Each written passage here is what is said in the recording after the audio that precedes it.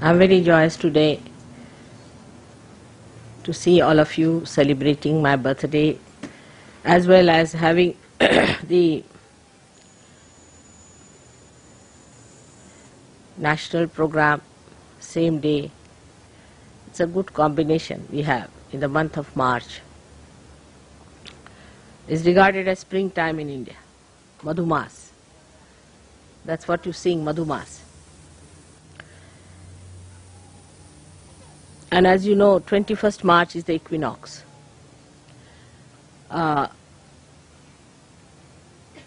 So it sort of is a balance. And also the center of all the signs you have in the horoscope. So many centers I had to achieve. And also I was born on the Tropic of Cancer, as you are on the Tropic of Capricorn. And Aries rock is on Tropic of Capricorn, just in the center.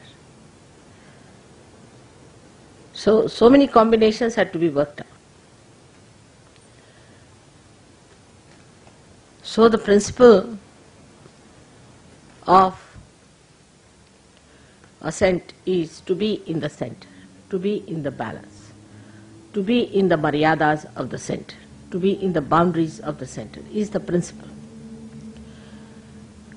So what happens when we do not keep to the boundaries, to the maryadas? Then we get caught up. If we keep to maryadas, we can never be caught up. Many people say, why have the maryadas? Say, we have the maryada, the boundaries of this beautiful ashram here.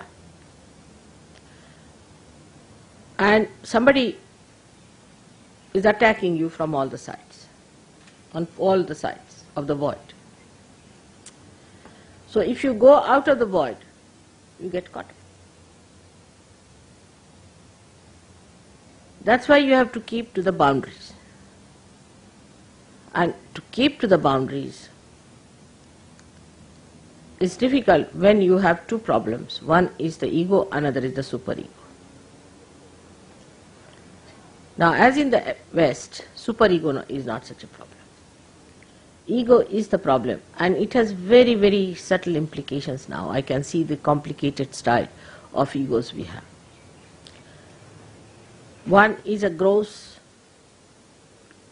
like Khomeini style, which is dry, it's obvious, evident, everybody can condemn. That one is the one, either one corrects or gets completely destroyed. But ego, if it is of a stupid person,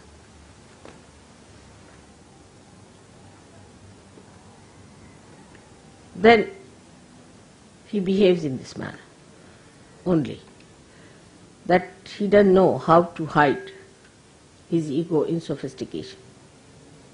But the Western ego is extremely sophisticated. The language, everything is very sophisticated. Like in English language, we'll say, I'm afraid I have to slap you.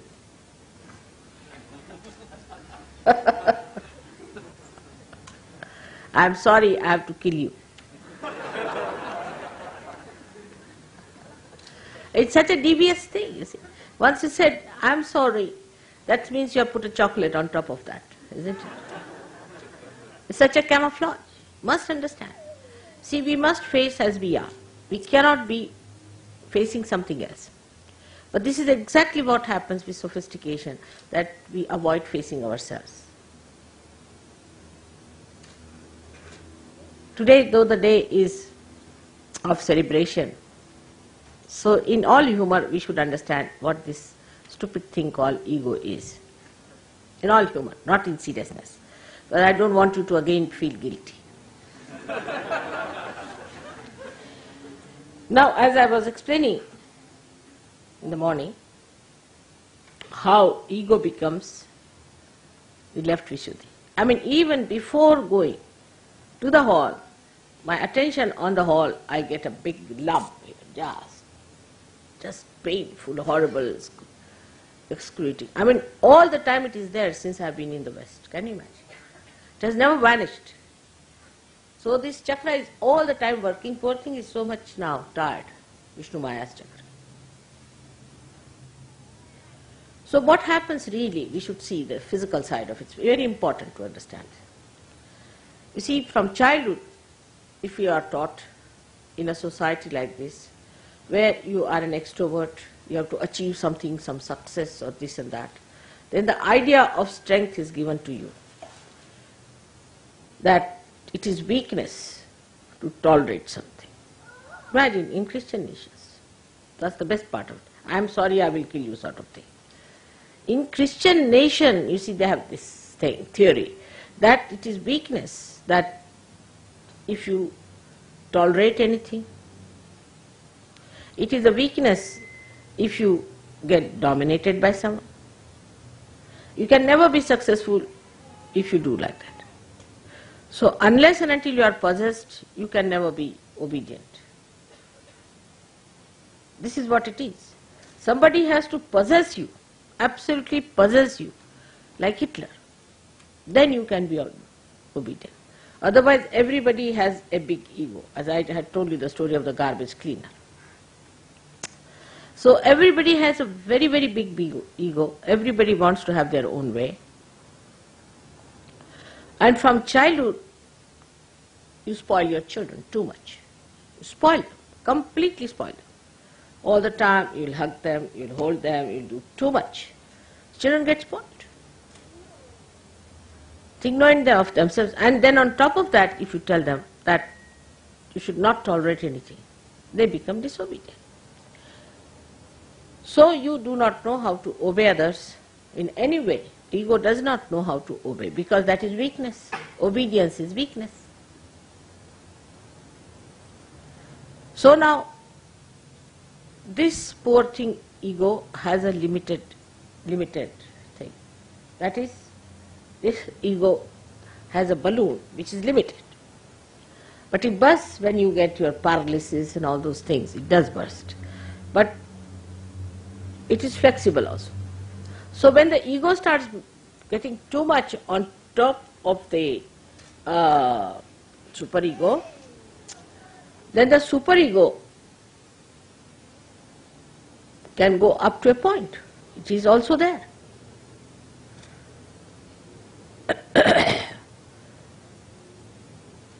So to get rid of the ego, people take drinks, drugs, just to push it back. So increase the ego, increase the superego. So the ego comes down. So you are playing between, then you have a hangover. Then it goes on like this, you see, works out. This is the modern solution they find for ego. All right. Otherwise, ego is too much. So when somebody says something to you, instead of facing up to it, supposing you find you have not been able to say, find a glass for me, a simple thing, like take it. You sulk. Why? Why should you sulk for that? Because there's another place where the ego can go is when you come round. You see, here it crosses at Vishuddhi. So when it is suppressed from the other side, it goes into that Vishuddhi. So then you get the left Vishuddhi. It is nothing but pure ego, believe me, it's pure ego. Because it has no other way to get in, it goes there.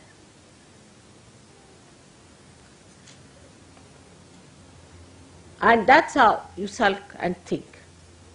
Think, so you get more ego, you fill up your left side and you sulk. You never face. Now, the practical way, the central path is established by being in reality. Now, as a matter of habit, you must develop. Supposing something has gone wrong, tell yourself, yes, it has gone wrong because I have done the mistake. All right. Why did I do the mistake? Because of this. So next time, no. But very easy. Avoid everything. Come to this and enjoy your ego feeling sad. It's an indulgence. And others also feel, oh, he's felt, I'm sorry, I've killed you. You see. He feels sorry for it. Yes, I've seen it is gone so far in the minds of the Western people that there are laws which really forgive people who should never be forgiven. You know. They also try to forgive people because of this left nonsensical Vishuddhi, which indulges into the left side. You feel sympathy for such people who should not have been forgiven. Like this one fellow who has murdered so many people, put them into gas chambers. This thing is arrested now, is a liability, big liability, as a prisoner kept somewhere because they had to keep everything very much closed and this and that. So to maintain such a dog there was very difficult for English people. But they are maintaining this one prisoner. I have forgotten his name, horrible fellow, whosoever it is. Now he has been there, he's old, this thing, let him die there. What is there to have pity? Just hang him out and finish. He has killed so many people. No, but how can you do that? You must keep this doggy there. Though he is consuming the money of all the people, though he has killed thousands and thousands and thousands in gas chamber, he's been such a horrid fellow, there should be no sympathy in the divine laws, he would be finished in no time. He's dissipating every day, but even now I read articles in sympathy with him. Now what is he going to do wrong? Why not leave him alone? This is how you play into the hands of horrible people by your left Vishuddhi, first of all. So this left Vishuddhi is nothing but purely ego. And then you bend your head like that, you walk like that. Now with this left Vishuddhi, though you have many physical problems, but the worst of all will be lunacy. The other day, somebody told me that at the age of 40 years now in America, people are suddenly becoming lunatic. And it's a very big sickness, just like they have it in that horrible disease called AIDS. In that way it is spreading. Now I must tell you as your mother very clearly that this is the part this horrible left Vishuddhi plays. Do not indulge into it. If you have an ego, that's why it's left Vishuddhi, face up to yourself. Like today Warren's idea was that he came and told me that in India when we go, we think that the people, whatever we suggest, first start with no. So you see, actually that no is because we brought up a different way, see, to face up to it. We have brought up, that's why Indians are never guilty. If they are guilty, know that they are westernized. They are never guilty. So now, at that time, when they say no to something, 99%, not the people who are in the cities, they are same style of heads, because you have blessed them nicely. But in the villages, you see, they tell themselves, no, how I could have done it? All right, if I have done it, I better correct it. No, it starts with no. But a Western person might hear this no, he'll think, oh, he's just punching my ego. Because still that ego is there to dominate others. Still this ego thinks they are much better organizers. Still this one thinks that they are cleaner people than others. They are higher people than others. All this ego thinks like that, see, and builds you up. And you live on top, you see, like a balloon or a ring that is bloated, you keep on the surface. And that's why I don't want the air to get out, because you know you'll sink into yourself. So one lives on that, and you start thinking you know it better. Anybody says anything to you, one feels hurt, again left Vishuddhi. If mother says anything, again left Vishuddhi. So you have already made a pouch there, being in the West. We should face as we are. Now that pouch is there. So anything I say, now even if I am saying now, you should not feel guilty. Let's say, not feel guilty. Be on your spirit. So you see yourself and you can clear out. If you see from your spirit's angle, you clear out that which you have accumulated since long. Left Vishuddhi is the problem today of the West, I tell you. All these problems are coming from left Vishuddhi, but which is not in no way is that they are subdued. On the contrary, any moment, this left Vishuddhi can blow in again into the ego. You see, I have seen this in the West, very common.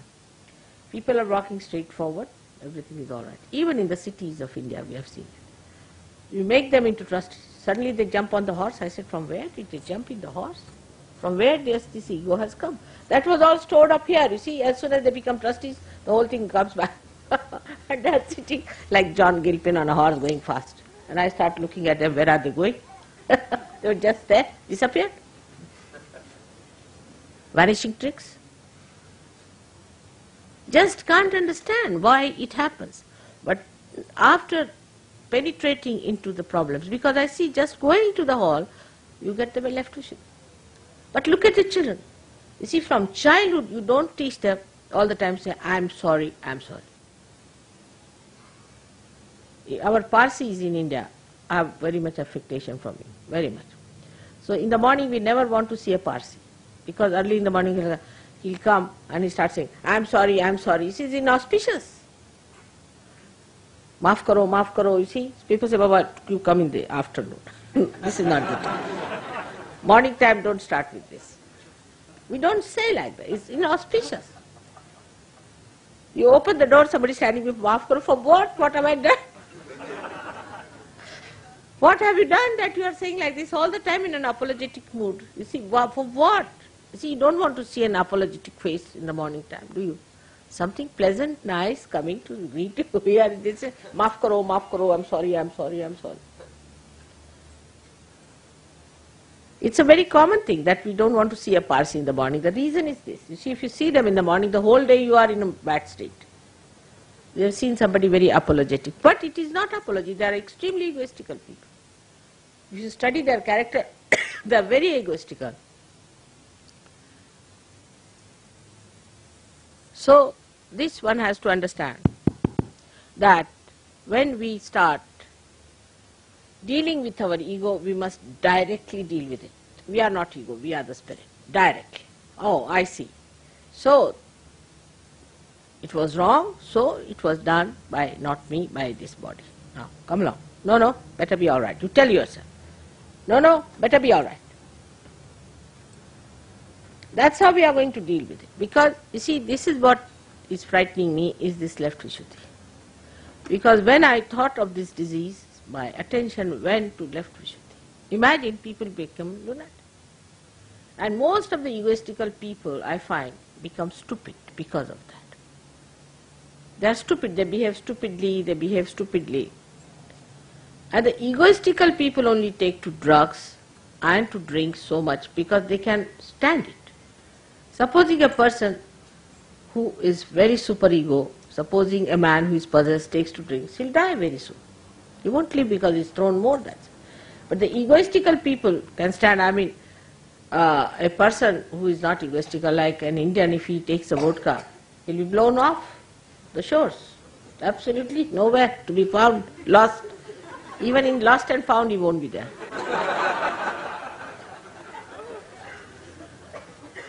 But it's that ego of yours that has resistance for going for the superego.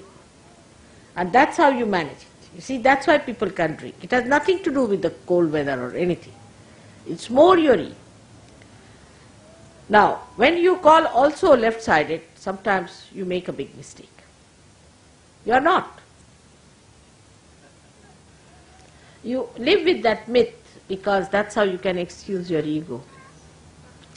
Because basically Western people are egoistical, we must accept this fact. We are not Western people. We belong to the realm of God.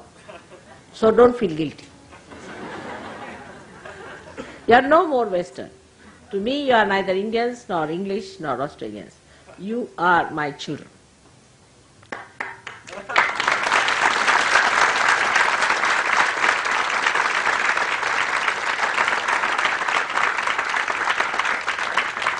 But some of these things are hanging around. So you be careful. What I am telling you, this will happen to all of you in a little way, but not much. So be careful. It is outside the maryadas. Where you little bit get out, you find this. So those who think also who are left-sided are only possessed people. Because they are possessed, that's why they become left-sided, otherwise they are not. By temperament they are not. Because there is no tradition, there is no conditioning accepted, nothing, there has been no conditioning on them of any kind. So there are hardly to be found any tamasikas in the West. Hardly to be found. So what do we have? The people who are egoistical but get possessed. So these possessions take charge of your ego and they work through your ego. So they are much more dangerous than the ordinary tamasikas. It's an ordinary tamasika who even gets possessed. He dies very soon. Otherwise, he troubles himself. He gets body pains. He gets all those troubles himself. But when a person who is egoistical is also possessed, then he becomes a troublesome person. In India, if people drink, you will be surprised, they become very nice people. Extremely mild, very quiet, very good. I mean, some women told me we want them to drink because they are better. But not here, they become violent. Why? Because there is already the base for the ego, and these fellows who jump in from the left side or right side, whatever it is, take over the ego. And they work through the ego then. So such people become cruel, assertive. I mean, all Germans were dealt like that. They were all possessed by supraconscious brutes, and they all behaved in this atrocious manner. Imagine any human being killing millions of people with the gas chamber. Can you think of it? I mean, you can't even say a little chicken being cut in your presence. How can you see so many people just there being gassed before you, trying to get out of the gas chambers, and they were all transparent so you could see them. See the cruelty to which they could go. How? They were possessed, and possessed by egoistical temperament. So these roots also use their ego and it. So we are in the center. We are the people who have ascended to God's level. We have no business to have left Vishuddhi on any point. We have no ego. Where is the ego? It's finished. Where is the superego? Finished. So if there is even a lurking thing of that, you just face up to it. Why do you feel guilty? For what? Nonsense. And that's how you get rid of it. Because I've seen with Sahajogis also, suddenly their nose will blow out, their eyes will come out, suddenly they'll talk like this, and I get a fright. I said, what's the matter? He was a normal person, why is he talking like this now? The reason is that hidden ego suddenly jumps up and shows. It's with many Indians also. Those who are city dwellers are horribly egoistical. You have blessed them as I told you, so they also behave in the same manner. But because there is tradition of keeping in the center in any country, like China has the same, I have seen China has the same. I haven't seen they ever say, I'm sorry, I'm sorry, I'm sorry.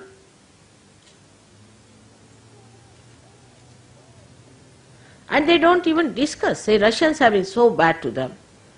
It's all right. We tell them, we ask them, why did you cut off from the Russians? Forget it. They never criticize. Sit down and criticize they did like this, or sulk about it, or think about nothing. Like Indians now, you will be surprised. We have a law that we are not supposed to make any films against the English. Can you imagine? Because they left our country English.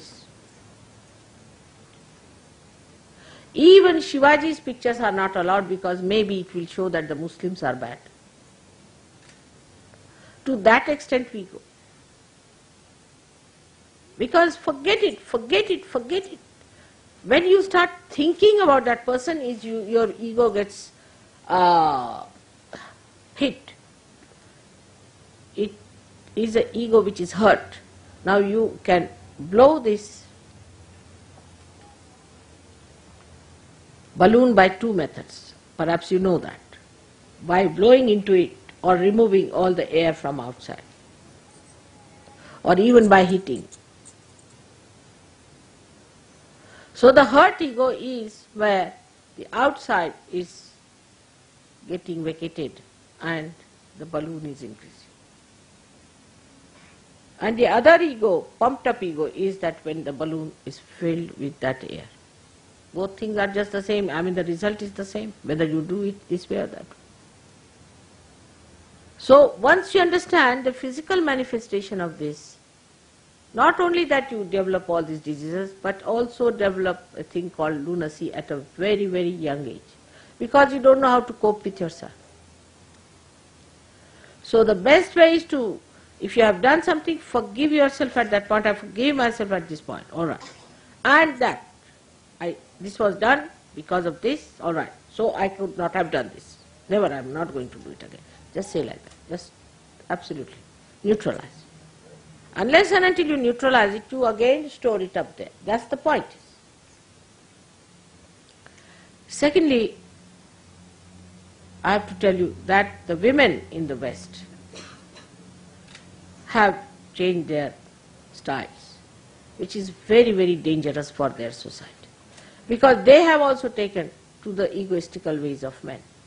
So if men have gone, say, 10 feet, they have run after them again about, say, 8 feet and pulled back men even to go further than them. Now this is completely crossing your egos, because women do not have such possibility of egos normally. So competing men in ego, what you did, you have lost your complete maryadas of a woman. There's no maryada of a woman. Man has a maryada of a man.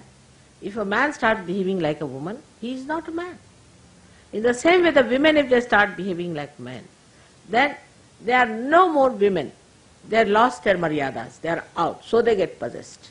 And that's why women, when they are egoistical, they become horrid. Their faces become horrid, they look horrid, their whole behavior is horrid. They can become dry like bean sticks, you see, and could be so hard as to hit you like an iron rod. They say the lady with the iron rod in her hand. All this happens because we have a maryada. We are the style as we are. If it's a rose, it's a rose. Be happy that you are a flower of rose. Now the rose wants to become the thorn.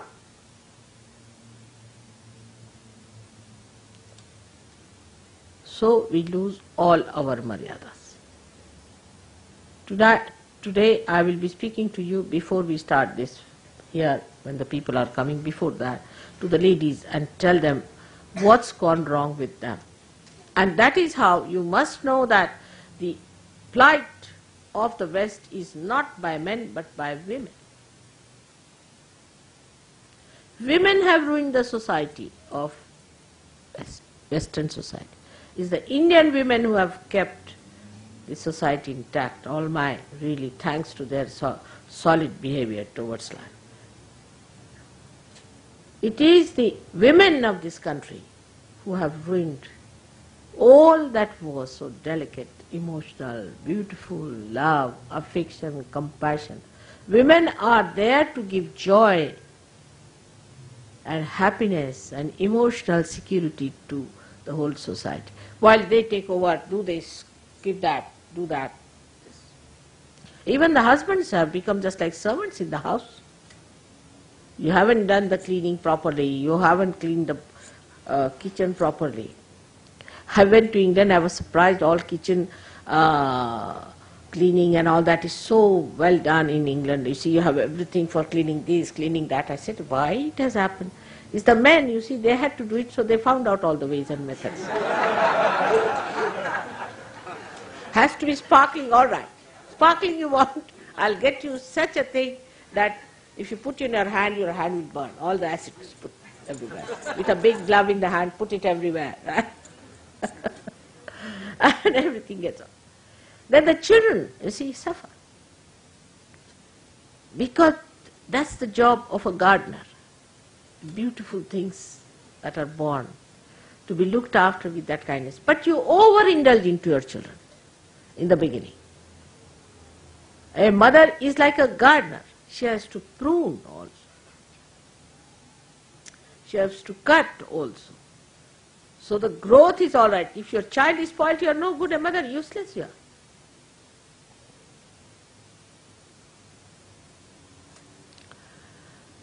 But you groom your husband, not your children. Just the other way around. Because ego is towards your husband, all the time grooming. Sit here, go there, what this, money, business, give me all the money, I keep all the money, everything. Now one may say that the law is such. If the law is stupid, the Sahajoginis should not take to such a law. That law has ruined you all, I tell you. Because this is such an important part of life. It is such an important area of life that it should not have suffered. Where affection, love, kindness, all that is required is missing, then you become people without any meaning. Life is aimless. You don't know what to do. That's why the children commit suicide. And then the love should be such that it should be pruned. For that you must have wisdom, which also one does not develop, because if you run after your Muladhara Chakra, how can you have wisdom? Here men have befooled you completely. Completely they have befooled you. Take it from me.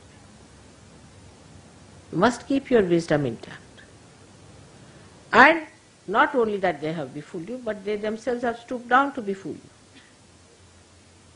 So they have their devious methods, they are not straightforward. So, as Sahajogis, we are above all these things. We have reached a state where we are above. We are here for correcting all those things that have gone wrong in the society, because Sahajoga faces towards the society, not towards yourself only. So at this stage we have to understand what we have to do is, first of all, our own understanding should be such. Even now, with all this movement of Sahajoga understanding, women don't realize that they have to be like women. I have seen them. They still, what's wrong? Still go on. And men don't understand that they have to be like men, even after so long. And if they become really like men, women will appreciate them. And if you become really like women, men will appreciate you. You see, it's the opposites that attracts each other. That should be normal. But we live in an abnormal way that the men are women and women are men. What do you do now? So it is very important for men to understand now, because I am going to talk to women later on, that they should become like men. They must fix up things. They must take decisions. They must be the one who must rule. But that's outward. Actually, it's the source, is the woman. The woman is the potential and man is the kinetic. For example, there is a fan moving. Movement of the fan is the kinetic force, we can say. But the potential force that is within us is the one which is the electricity which is coming from the source, which is higher. The fan that moves or the source. Let the women decide and men understand. But if that source dries out and wants to become the fan, no fan will work. Upside down situation. If you realize you are the source, you are the one who is going to give all the Shakti to men. You will stop behaving like men. It doesn't mean that you cannot go to work, you cannot do, but take to work which is more suitable to women. Like I would not like a woman to have a bus driver's job or a truck driver or wrestler.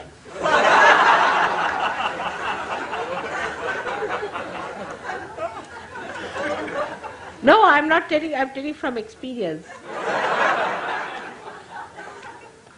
Once I was traveling, I was a student at that time in Lahore, you see, and I was traveling by train. And at some station, you see, the train stopped in the night. And a lady came, and she said, open the door for me. So I said, it's so crowded, all right, I'll try.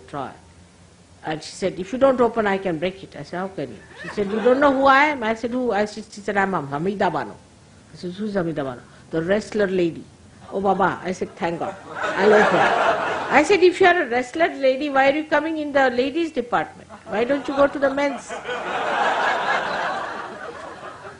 And she pushed the door so violently. She came up, I looked at her, I said, wow, what a person.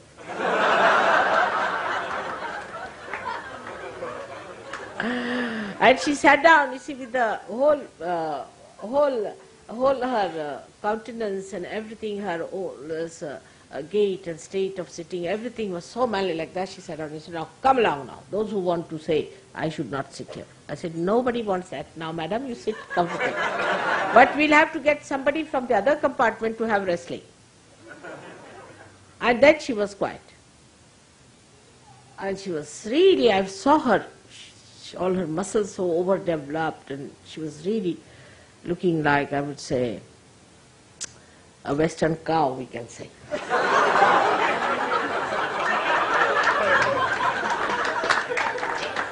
Like the cows here look like buffaloes, not like cows. Something very funny, I cannot forget that. You see, that experience, I was very young and I was really, I didn't know, felt like laughing, but I couldn't even laugh. I thought she'll box my...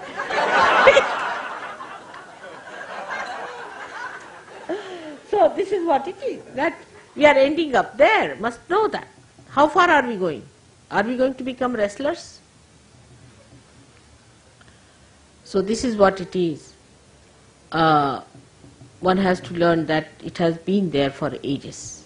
Ages it has been there. I have seen, I've read books, some books, old books, I've seen some films also, where they have shown, even in olden times, the women used to have broom in their hand, sitting their husband sort of thing. We do have some of them, blessed in India, but there are very, very few women like that. Not a big number. But it may increase, God knows. See? So keep your fingers crossed. But I would say that this is what is happening. So with too much ego of men, which goes into left Shuddhi, they say not, let the women take over. It's all right, let them be satisfied. No more of their aggression. Let them have their own. So they do what they like. Men are not bothered. And they go into their left, this thing. There's no enjoyment of marriage or love. So now we have yesterday the other marriage, for the benefit of your children, for the goodness of them, all that, take your roles as women and men. Your roles are as women and men, and you will see you'll enjoy it. The quarrel should be on that role. The man wants to do something for you, should say, no. How can you do? That's too much for me. Let me do this work. As I have told you many a times how my husband, when he gets angry, he wants to wash his undershirt, you see, to show he's angry. Or when he's very angry, then he will clean the bathroom.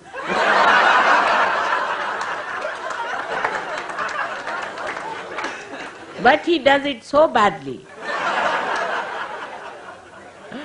that I know that he has done. I feel like laughing, but I dare not, because I must keep his spirit on.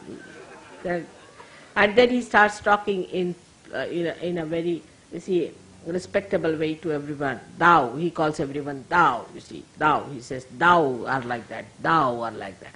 So I know now he's really angry for something. But he won't say what is he angry with. See, then we have to find out what is he angry with, and if so, don't feel guilty, correct it. And then he finds, you see, there are so many ways of neutralizing the anger. The first thing that happens with ego is the anger.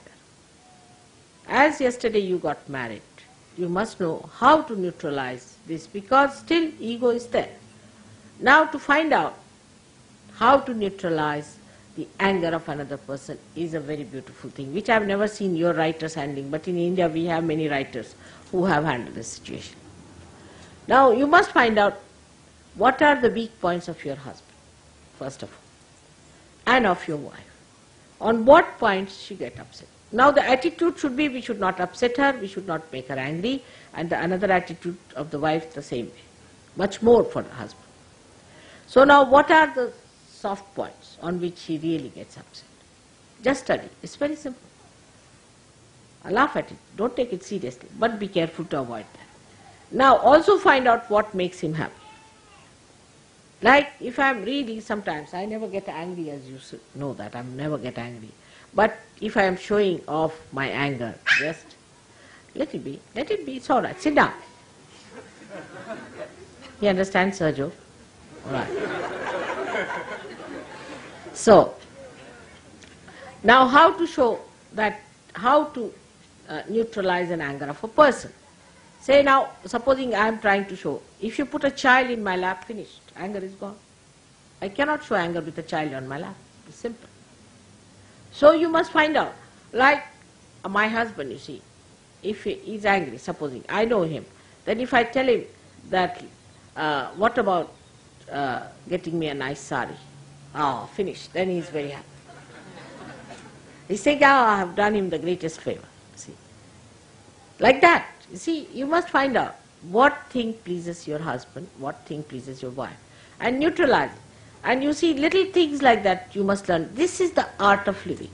This is the art of living as a yogi life. The art of living is how with little few things, you see, how manage. Now you must have seen how in my lecture I say quite serious things, but in your bubbles of laughter, it just settles down in your mind. That's how you should do it. Because humor is one of the greatest things that puts the thing through, makes the person understand, and it doesn't harm anyone. That's how things improve. And when you see that you are settled down in peace, that's the first thing a husband-wife must do, is to settle down in peace. Children feel all right. Everyone feels all right. And then gradually let it correct. You have no responsibility of correcting each other. But if you have married somebody who is not a Sarjogini, who is horrid and all that, then the question is very different. But both are Sarjogis, married before me, should be the easiest thing to do. And protect each other.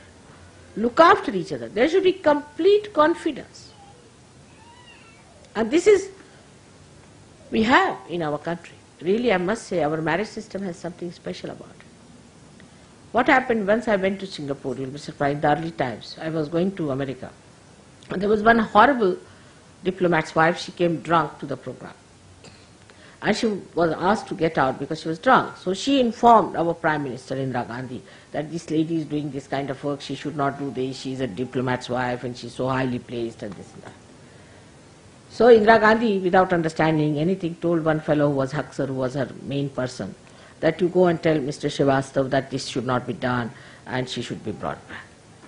So the minister, you see, getting a message from Indira Gandhi means the death blow has come to the minister that time. So he sent for my husband. And he called him. And he said that we think your wife should be called back and this is what has happened. And she said, why? Why do you want to call her? She doesn't drink, she doesn't smoke. She doesn't do anything wrong. She's the most decent woman. She's very dignified. And she knows what she's doing. She's doing good work for no money at all. She's doing nothing wrong. And if you want, I'll resign, but I'll not call her. And he got a fright of his life. Because if he resigns, who's going to do the job? So capable. Just said, I'll resign. And they were all shocked at it, you see. The way he was confident. And this I came to know through somebody else, himself the minister, who was dead, half dead, with the message from the Prime Minister. See? And he then sent back, he also got to see within himself. He said, I know the lady very well. She's very dignified. She's a very decent lady. She's very dharmic. We shouldn't disturb her. And the fellow Haksar who had sent the message also got a shock, you see, and pushed back the shock to Indira Gandhi. Since then she has never never tried to interfere with my work. You'll be surprised. She's never tried to interfere. This is my husband's confidence in my work and understand. That's we should have. You must know your wife and know your husband. They cannot do such and such thing. Same about your children.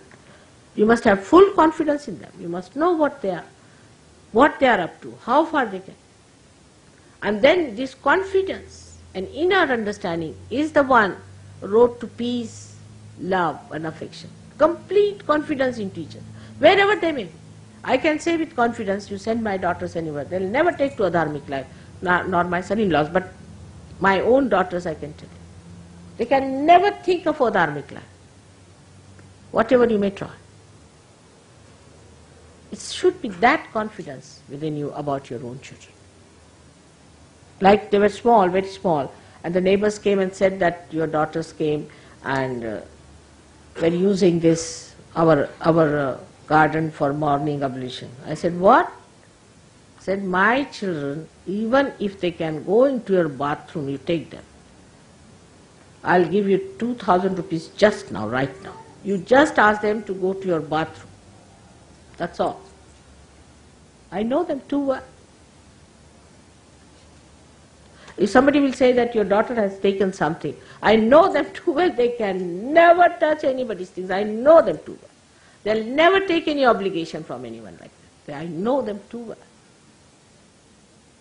So that's what you should know your children too well. Don't insult them in the presence of others. Build up their character and majesty by saying, come along, you are a Sahajogi. You are great. You be this, that. And put them on that path. Keep them there. Respect. But don't spoil them. Don't spoil them. We normally spoil, either we're overindulgent or you make them overindulgent. Both things are wrong. It's again ego. Tell them how to share things. Tell them how to share. And like, if they share, they give it to somebody else, you should be happy. It's given to others. Give this to others. Let others play. See, you show your happiness on that. You yourself give to others. Then the children learn all these things.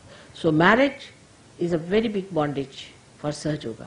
Through marriages we are all bound together. It's all a society of very happily married people. Now if somebody is not capable of having a good marriage, better forget about it. Forget. See, after all, I've seen women of 60 of my age asking for a marriage. Yes, there are women and men. And they are 60 years, mother, I'm only 60, I would like to get married. I said, what? At 60 I have thousands of children. How can you say of such a thing? I mean, you should not be bride all your life. You should be a mother and a grandmother. I think after 45, nobody should think of marriage. It's nonsense. It's nonsense. After 45, even married women should know that they are mothers and they are going to be grandmothers. They are all the time brides. See, that's why. That's one of the reasons why marriages fail. Because you are not a bride after, say, 30 years of age or 35 years of age. You are a mother, absolute mother you are. And you are a father, and that's how you live as father and mother of the children. We are called like that in our country. Till the age of 30 years, we are called as the brides, like Dulhan. But once you are grown up, I am never called as my name by anyone. They say Kalpana's mother or Sadhana's mother. Or even my husband is called as Kalpana's father. He is never called by his name. Because you become a father and a mother, accept that position. But no, you want to be brides at that age, so you want to have all the bed like a bride has, all the bedroom thing, or like a bride has and the bedroom thing, and it doesn't work out because you are no more a bride. And then you think, oh, this man has become insipid, this woman has become insipid. Then you go to another woman, another man, goes on. Then you go to children and spoil the innocence of the people. But if you accept, grow properly, mature like Sahajogi, as father and mother, as dignified people, it's not the source of love only as husbands or wives relationship. There are so many relationships which are greater source, but depends on at what point you are. When you are a small little river, right, all right. But now you have become the ocean, so become the ocean. When you become the sea, you become the sea. When you become the ocean, you become the ocean. A sea cannot remain like a small little beginning, can it? In the same way, everyone must know that they must grow out from this relationship and should not go on hankering all the time, that husband and wife. Like 45 years of age, they are still finding out their husbands. Are they mad? This should stop in our Sahaja Yoga now. All those who have gone beyond certain age should stop bothering me about marriages, should become mothers. There are so many children to be looked after. We are going to have nurseries, better be there. What is it? What is the companionship? The companionship is with children, with the grandchildren, with great-grandchildren.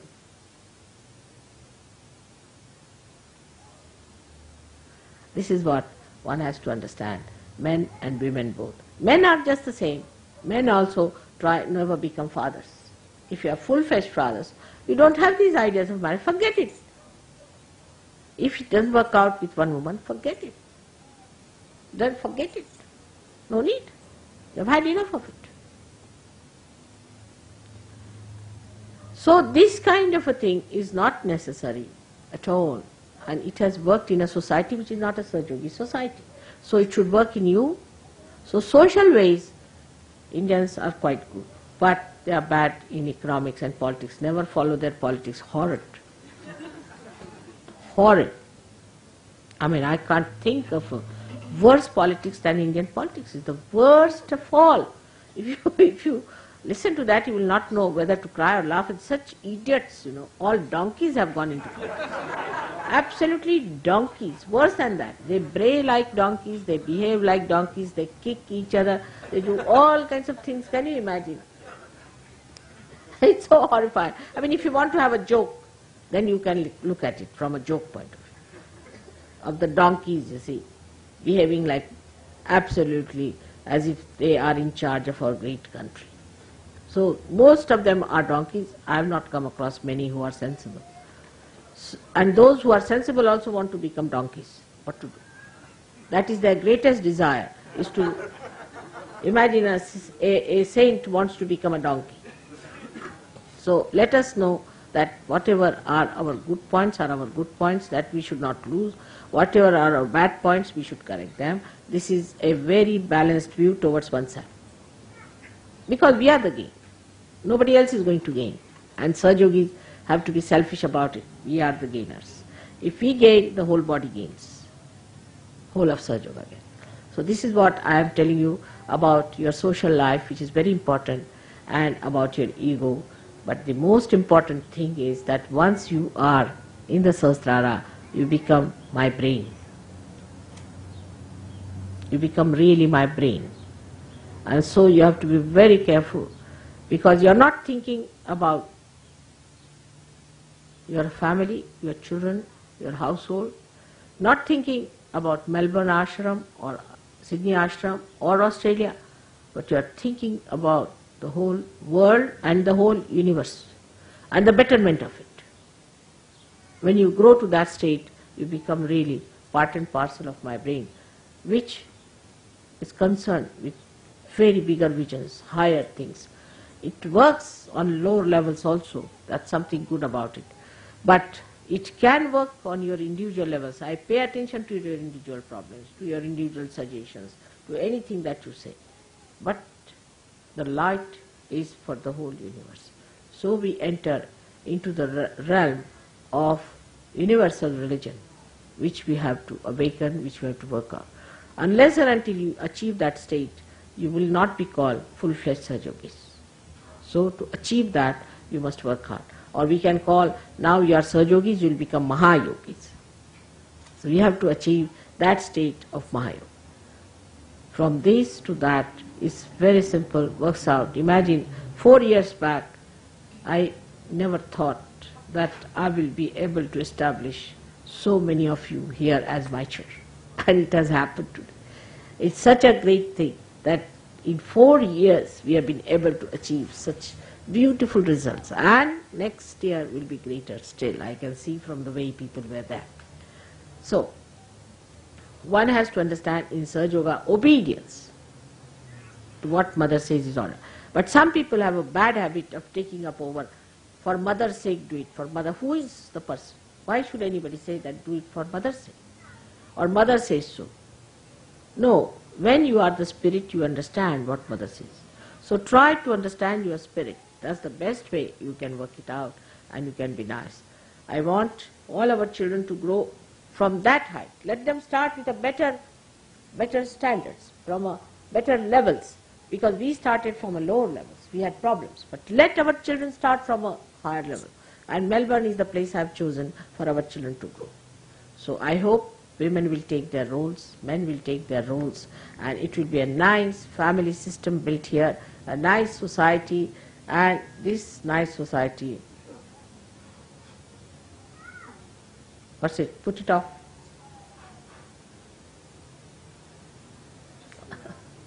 I know.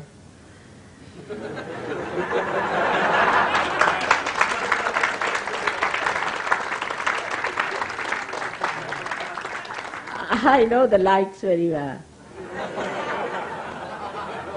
I know how they act. Vishnu Maya. That's Vishnu Maya. We have harnessed the Vishnu Maya. From where did we get light? Vishnu Maya. Hidden where? The Vishnu Maya, you see, is the one what we need today. And to understand it in a subtle way, how the Vishnu Maya comes in. See now, her search. This thing came there, I could speak on Vishnu Maya. Because to shift the subject on Vishnu Maya is not easy. See, you must see the play. You must see the play. Now this Vishnu Maya, how does it come? How it acts through me is so well. What happens, from where does it come? Hydroelectric. How hydroelectric was? In water. It is in water, in the Guru Tattva. But when it comes down, when the Guru Tattva has come down to, on that level, the Vishnu Maya acts. That liberates and acts. For what? For enlightenment. What happens in the gross happens in the subtle.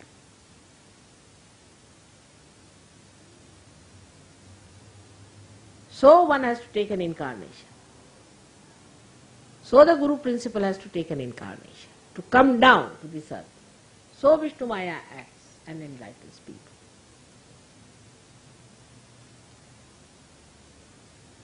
And this is what it is, and how the whole thing works out. Now you have seen how I could change the topic suddenly to that. And you didn't feel it. But I just wanted you to see how Mother changes the topics. Because there are some incidents, something happens somewhere, which I know, and it changes. And it looks like a smooth one subject going on. Another thing I have to tell you, that all of you must know Sahaja Yoga full well. Very few people really know about Kundalini, really know about vibrations. They do not know where is the void. There should be a regular class even for grown-up Sahaja Yogis.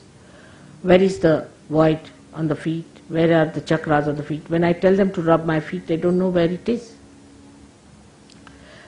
You may be uneducated, doesn't matter, but in Sahaja Yoga you should be educated.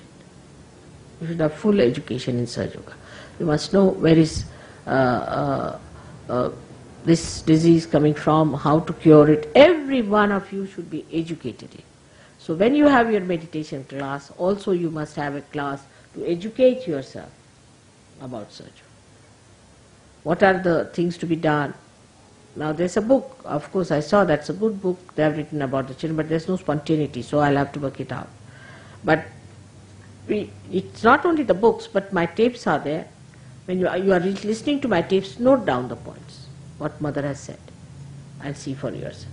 So the education in Sahaja Yoga is very important, otherwise your intelligence will rust out. You must have full education of Sahaja Yoga. Only giving realization is not the work. You must have. So others must know you are knowledgeable. The amount of education you have had, nobody had before, no saint had it. So now take full advantage. Whatever your age may be, education, qualification may be, what doesn't matter. But you all should know what is Sahaja Yoga, what it means, how it works out. Ask question yourself and find answers. You all are still students of Sahaja Yoga. Must know that. You are still students of Sahaja Yoga and you must master it. You must know it, every word of it. Just to enjoy Sahaja Yoga is not the point. You must also know, like if you enjoy a cake cooked by somebody, you must know how it is cooked, because then you can cook for others. But if you don't know how to cook, people are not going to eat. This is what I have seen. Then I have seen some Sahaja Yogis are all the time doing the work. They are active because they have been active before, but some are lethargic. You can see even among two Indian people you will find the same difference, though they are here or they may be there. It should not be. Everybody should try to create the same kind of an enthusiasm and dynamism. Not one person. If one person does it, then it's no use. Sometimes such a one person can be very dominating also. Everybody should work, the whole body has to work. If we can develop that, that will help the complete development, upliftment. Alright? So today, on this day of my birthday, I want to bless you very much. But every birthday is reducing my age, you must know that. And so you must grow up now to take over. It's important. It's very important that you must grow up. So-called age of mine, though it doesn't show, but it is decreasing. You must know that. And so you have to now fasten your movements. Get to it, work it out. When others come, talk to them nicely. Give them joy. Don't give them any. Give them joy. Look after them. Be kind to them. That is going to be attractive. Then to immediately somebody says, you are a bhoot, you get out. When they are in Sahaja Yoga, when they are there, then I will tell them off. There are still, I know some of them still here. We have to tell them that you have a problem. You better get out. It's all right. They'll have to get out of the ashrams for a while, then come back. It has to be like that. Otherwise they cannot be corrected, and such people must accept gladly that they should be all right. They must change. They must be better than to continue with whatever they have because of their ego. So try to cooperate with yourself, because it wants to be better and better and better. So all those people whom I'll be asking, I'll tell Warren, those people whom I find are not all right should get out of ashram. Ashram is not a place where all kinds of people should stay. Here only the pure, up to a point they should be. There should be certain minimum standard they must have. If they do not have that standard, they get out. Even if there's a woman who is dominating or a man who is like a woman, has to get out. You have to be normal people. Otherwise others who come and they see one man standing like a chicken cut from here, you see, they just don't feel impressed.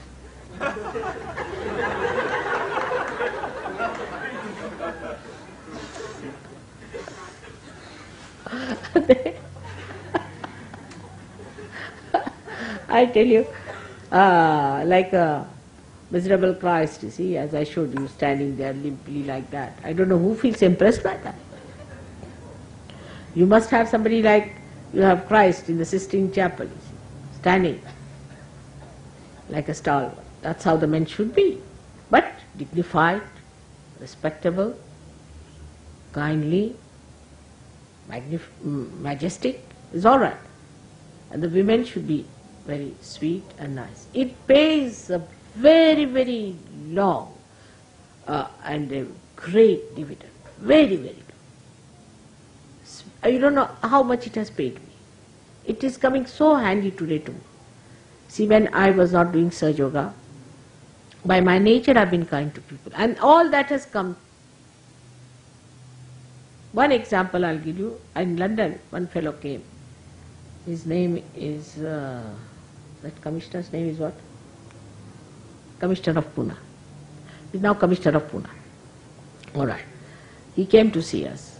We had a meeting of my husband's office or something. CP said, I'll call them for dinner. I said, all right. I had cooked the dinner at home. There were about 25 people who came to dinner.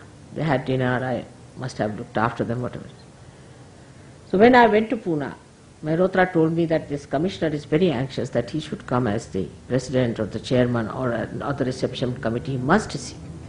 I said, I don't remember. Who is this gentleman? I remembered somebody with the same name. He said, no, this is another one. Now this is one of them who had come. And he praised me so much.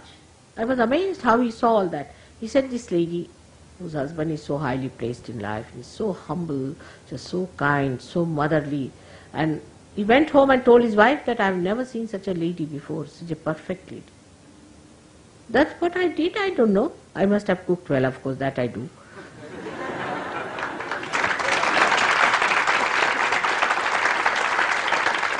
But I must have looked after him well. I must have been kind to him, to all of them. I must have not eaten anything myself, looked after, must have done something, I don't remember what I did. But by my own nature I am to do. And it is not today, but I have seen so many of them come so handy only because of this nature of mine. Only because of this nature of mine. You know our High Commissioner in UK, both the High Commissioners, the first one and the second one, B.K. Nehru and the second one, they had such tremendous respect for me, regard for me, can't imagine. Because you have to be kind and considerate and nice. As you look after me here, I looked after them. And that's how. There are such impressions. I tell you, all my husband's friends and everybody has such regard and respect. They went to see somebody who is head of the RAW, is the head of the intelligence in India. He gave us a right royal treatment. The collector of customs was informed that mother's children are coming. He himself came to the airport. Do you know that? He was sitting there, I don't know if he came out, to saw that you were all out. It's only my personal life with them. Otherwise, who cares for whose wife? So many came after my husband, nobody's bothered about their wives. Anywhere. You see, I came this time with my husband to go to China, and his agents who were in Japan and other places, Honolulu, they all came just to meet me, because he comes, nobody comes to see me. He said, now you have come, they have come to see. Can you believe it? It's nothing but just being a lady to them. It's such a powerful thing. It's such a powerful thing. And women must know how to cook. That's important. If they don't know how to cook, they are not women. I don't think they are women. They all must know how to cook. You must learn how to cook, and everybody can learn it. That's very important. It's the hidden power of woman lies in how she cooks. You see, our men cannot go anywhere because we cook so well, they have to come back home. They remember the food. So that is the power you have. Today we are going to have a very short puja because today is my birthday, and so the puja on a birthday should be such that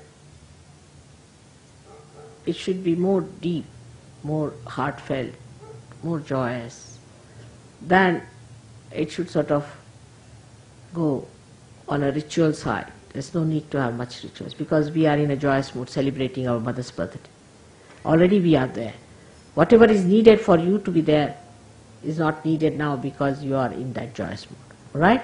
So, only thing, a very short puja I have to claim is to be done today is a birthday. There's no need to have a huge big puja. All that is needed to bring out all the deities. They are already there, up there. Just see the vibrations they are emitting. They are so very happy that you are celebrating my birthday. So in every puja, what we have to do is to awaken them, ask them to be kind to you, this, that.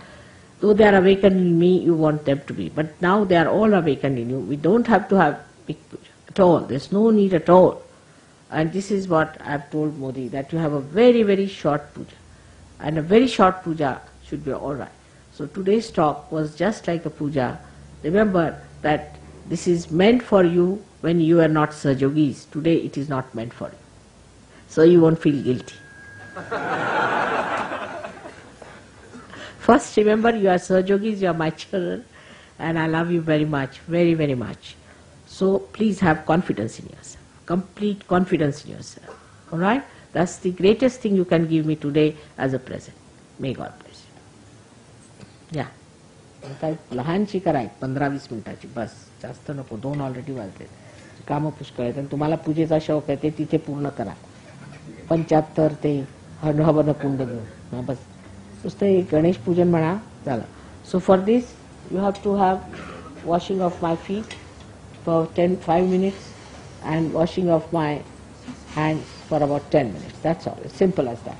Now we don't need many people for that. Just put that thing here. That one. Just. All right, now remove this.